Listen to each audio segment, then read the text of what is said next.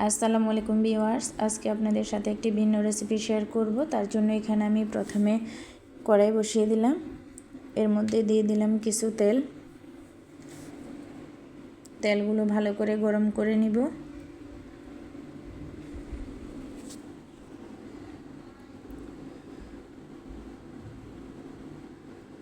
তেলগুলো মোটামুটি গরম হয়ে আসছে, আর এখানে আমি দিয়ে দিলাম রসুন পেস্ট 1 চামচের মতো।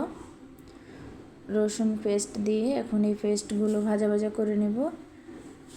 এরপর দিয়ে দিলাম এখানে কিছু পেঁয়াজগুলো আর একটু ভেজে নেব।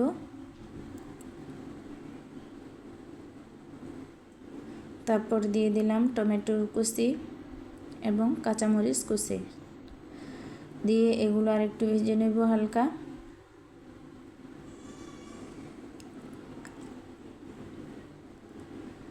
দিয়ে দিলাম স্বাদ মতো লবণ। এখন এগুলোকে আরেকটু ভালো করে ভাজবো।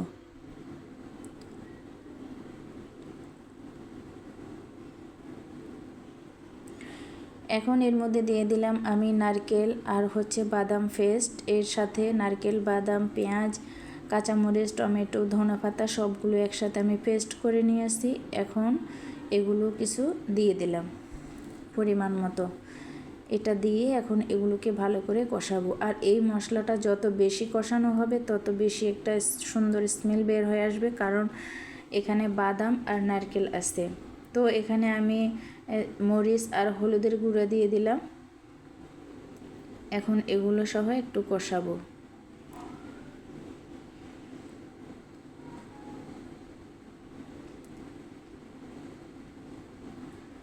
সাথে কিছু চিংড়ি মাছও দিলাম। চিংড়ি কিন্তু বেশি দিই নাই, অল্প করেই দিয়েছি, কারণ আমার সবজিটা কম।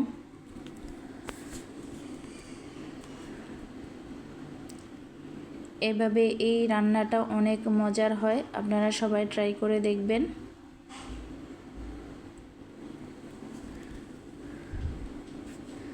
মশলাগুলো উপরে তেল উঠে আসছে, মোটামুটি কষানো হয়ে গেছে।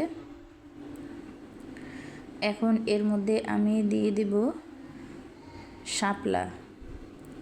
এই শাপলাগুলোকে আমি কেটে ধুয়ে তারপর লবণ মাখিয়ে রাখছিলাম, এরপর ধুয়ে এখন দিয়ে দিয়েছি। এবার আমি আর কোনো এখানে পানি ইউজ করব না। এই শাপলা থেকেই পানি বের হয়ে এই শাপলাগুলো সিদ্ধ হয়ে যাবে।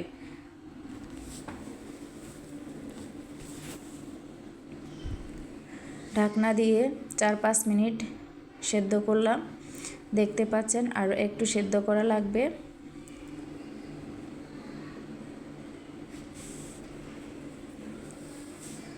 মশলা আর শাপলা যেন একেবারে মাখা মাখা হয়ে যায়।